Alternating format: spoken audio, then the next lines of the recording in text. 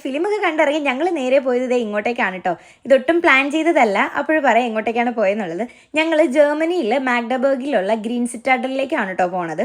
പുറമേ നിന്ന് നോക്കുമ്പോഴത്തേക്ക് ഒരു പിങ്ക് കളർ ബിൽഡിങ് അങ്ങനെ മാത്രമേ തോന്നത്തുള്ളൂ. പക്ഷേ അല്ല, ഇതിൻ്റെ അകത്തേക്ക് കയറുമ്പോഴത്തേക്കാണ് ഇത് എന്താണെന്ന് നമുക്ക് മനസ്സിലാവുന്നത്. എനിക്ക് സത്യം പറഞ്ഞാൽ ഇതിനെ പറ്റിയിട്ട് കൂടുതൽ അറിയത്തില്ലായിരുന്നു. ഇവിടുന്ന് വന്നു കഴിഞ്ഞതിന് ശേഷം ഗൂഗിൾ ചെയ്ത് നോക്കിയപ്പോഴത്തേക്കാണ് ഇതിൻ്റെ ഡീറ്റെയിൽസ് അറിയാൻ പറ്റിയത്. ഞങ്ങൾ മാത്രമല്ല, ഞങ്ങൾ ഫ്രണ്ട്സ് എല്ലാവരും കൂടി ആയിട്ടാണോ പോയിട്ടുണ്ടായിരുന്നത്. 2005 ഈ ഒരു ബിൽഡിങ്ങിൻ്റെ ഫുൾ നിർമ്മാണം പൂർത്തിയായെന്നാണ് എനിക്ക് ഗൂഗിൾ ചെയ്തപ്പോൾ മനസ്സിലാക്കാൻ പറ്റിയത്. മാത്രമല്ല ഇതൊരു മൾട്ടി പർപ്പസ് ബിൽഡിംഗ് ആണ്. ഇതിനുള്ളിൽ 55 അപ്പാർട്ട്മെൻറ്റ്സ്, കഫേസ്, റെസ്റ്റോറൻറ്റ്സ് ഒക്കെ ഉണ്ട് കേട്ടോ. മാത്രമല്ല ഫുൾ മരങ്ങളും പ്ലാന്റ്സ് ഒക്കെ ആണ് ഇതിൻ്റെ അകത്ത്. അതുകൊണ്ടാണ് ഇനി ഗ്രീൻ സിറ്റാഡലിന് നെയിം വന്നത്. മൊത്തത്തിൽ പറഞ്ഞാൽ അടിപൊളിയായിരുന്നു, ഒരു എസ്തെറ്റിക് ഫീലായിരുന്നു. അങ്ങനെ അവിടുന്ന് പുറത്തേക്ക് ഇറങ്ങി അതിന് ശേഷം ഞങ്ങളുടെ അടുത്ത പ്ലാൻ എന്താണെന്ന് വെച്ചാൽ ഫുഡ് കഴിക്കാൻ പോകണമല്ലോ, അത് മെയിനാണല്ലോ.